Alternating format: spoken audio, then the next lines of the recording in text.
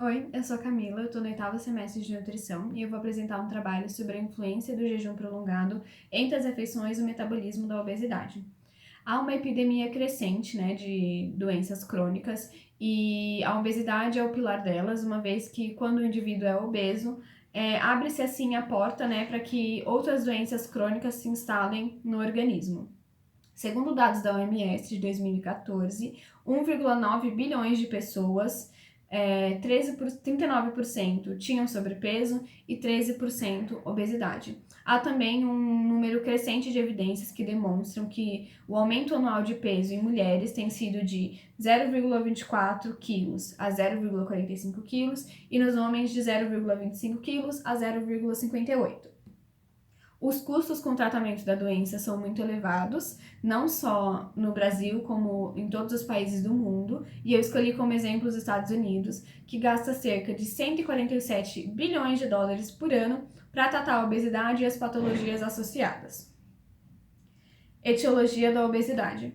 A etiologia da obesidade, em geral, ela é atribuída à ingestão excessiva de calorias, ou seja, ingerir mais calorias do que o organismo é capaz de gastar. Se essa etiologia da obesidade ela parte do pressuposto de que a obesidade ela seria alcançada, né, pelo indivíduo quando há consumo excessivo de calorias e baixo gasto energético, então reduzindo o consumo calórico seria possível que se evitasse e até tratasse a obesidade, porém essa estratégia ela é comprovadamente ineficiente na grande maioria dos casos.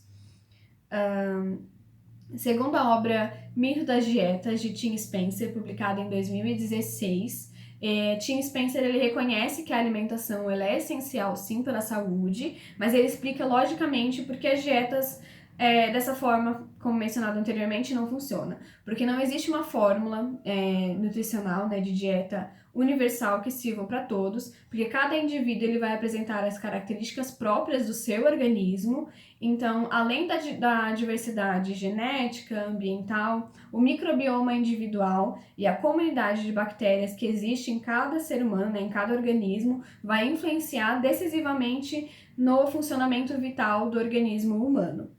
Biologia circadiana e relógio biológico. A fim de entender o processo como o organismo recebe, quebra e assimila o alimento, é importante analisar a biologia circadiana e a sincronização do metabolismo com o relógio biológico que reserva os momentos mais adequados para a execução dos processos fisiológicos. Então, cada indivíduo ele deve perceber por si só as suas necessidades nutricionais e valorizar não apenas o relacionamento com o alimento, mas o momento mais adequado para fazer o consumo conforme o ciclo circadiano e o seu relógio biológico. Autofagia. Bom, o conceito de autofagia, né, é o processo de limpeza e principalmente reciclagem das células que ocorre quando há jejum no organismo. Estudo da evolução do homem. Bom, o estudo da evolução do homem demonstra que no desenvolvimento da biologia humana, o alimento nem sempre esteve disponível para consumo, então ele estava disponível, porém ele variava em ciclos. Então havia períodos de escassez de alimento e havia períodos de fartura alimentar. Então, considerar os intervalos das refeições. Por esses motivos, a saúde alimentar ela deve considerar não apenas o alimento disponível, mas principalmente os intervalos das refeições. Jejum.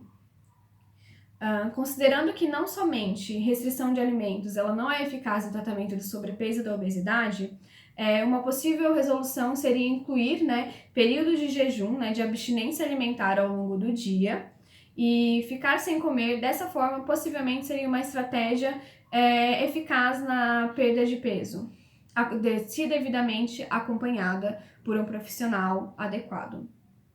Objetivos terapêuticos do jejum. A prática do jejum é adotada não apenas a fim de tratar sobrepeso e obesidade, mas ela contribui para diversos objetivos terapêuticos constatados ao longo do estudo, né, da história da humanidade. Análise da fisiologia do jejum. A análise da fisiologia do jejum ela parece ser essencial para uma maior compreensão das intervenções terapêuticas nutricionais e haveria então um ponto de equilíbrio ideal entre a restrição calórica e o jejum com uma estratégia de superação de problemas como, por exemplo, sobrepeso e obesidade? Jejum total no tratamento da obesidade. Bom, segundo evidências encontradas na literatura, durante essa pesquisa, não achei complicações em períodos curtos de jejum. Então, assim, a técnica de jejum seria teoricamente fácil de ser executada, segura e os benefícios seriam consideráveis, desde que sempre enfatizando, acompanhadas por um profissional adequado. Satisfação com a técnica. De acordo com a pesquisa, ao final do jejum, muitas pessoas estavam satisfeitas com as suas dietas hipocalóricas quando não tinham obtido sucesso, em relação à perda de peso com outros tipos de dieta. Influência do jejum e da realimentação na composição corporal. Estudo direto do produto final metabólico. Segundo estudos, demonstram a determinação mais confiável da composição corporal durante a perda de peso, ela pode ser medida nas mudanças de estrutura proteica ou tecido adiposo através do exame direto do produto final metabólico. Catabolismo e consumo excessivo das reservas proteicas. Há discussões de que, na prática, o catabolismo resultante do jejum no organismo consumiria excessivamente as reservas de proteína que estão no nosso organismo e seriam essenciais à vida humana. Entretanto, o catabolismo das proteínas em jejum, embora existente, ele não foi marcante e não resultou em depreciação significativa, uma vez que as reservas proteicas elas se mantiveram acima do nível normal. Então, é recomendada atenção na avaliação das mudanças corporais durante o jejum e na realização dos cálculos que vão envolver o equilíbrio hidroeletrolítico e ainda cálculos também com base em observações de períodos curtos, observações de curto prazo. Tipos de jejum. Bom, de certa forma, todos nós fazemos o jejum intermitente, por exemplo, quando ficamos durante a noite, em jejum, durante o período de sono. Então, esse jejum intermitente ele seria realizado, em geral, de 10 a 12 horas durante a noite. E quanto maior a necessidade de perda de peso, maior o período em jejum que o indivíduo deve ficar. Então, por exemplo, comer dentro de uma janela de 6 horas durante o dia, separar as refeições e fazer jejum de 18 horas. Jejum em dias alternados. E um dia a pessoa se alimenta normalmente e já no dia seguinte ela faz jejum, alternando dia sim, dia não. Dieta 5x2. Esse jejum 5x2 seria de se alimentar 5 vezes por semana e 2 dias da semana fazer o jejum. E jejuns prolongados, que seriam a aplicação de jejum em 4, 5 ou mais consecutivos de cada mês, bimestre ou trimestre. O que pode ser ingerido nos intervalos? Para os tipos de jejum mencionados anteriormente, é permitido em todos o consumo à vontade de água, alguns permitem o consumo de café, e algumas variações estudadas, elas têm permitido o uso de suco, frutas, vegetais e até mesmo um caldo feito de osso, que é muito usado nos Estados Unidos.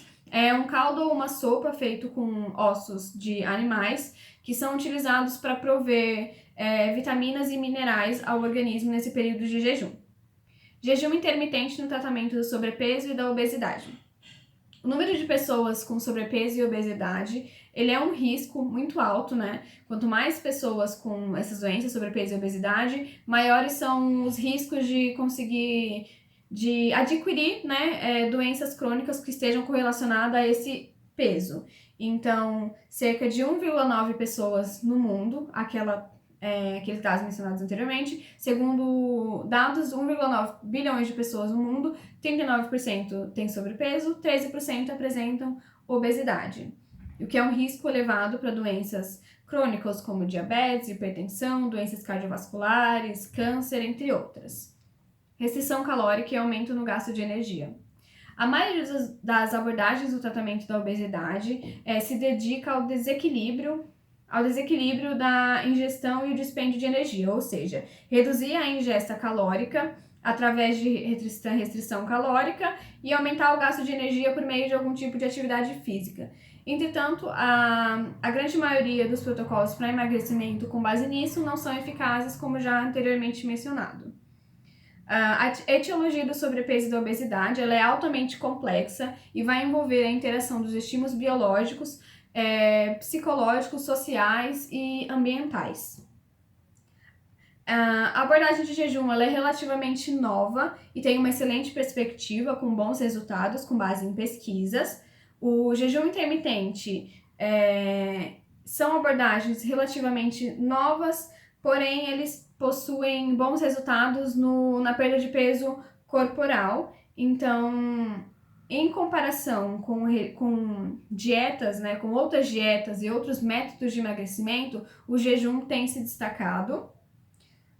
Abordagem dietética. As abordagens dietéticas na restrição energética intermitentes incluem jejum intermitente em dias alternados também, em 2 ou 4 dias por semana. A base de evidências, ela é bastante limitada por serem técnicas relativamente novas que estão não novas, mas que estão se popularizando agora. Então há necessidade de fazer mais pesquisas, mas basicamente por enquanto, são técnicas comprovadamente eficazes, se feitas com devido acompanhamento. Elas são boas para a perda de peso e para o sobrepeso e vão conseguir ajudar de maneira mais eficiente do que outras dietas padrão, dietas da moda e até mesmo essas dietas de restrição calórica e aumento de atividade física. Bom, é isso. Obrigada por ter assistido até aqui. De novo, eu sou a Camila, estou no 8º semestre de nutrição e apresentei um trabalho sobre a influência do jejum prolongado entre as refeições e o metabolismo da obesidade. Muito obrigada!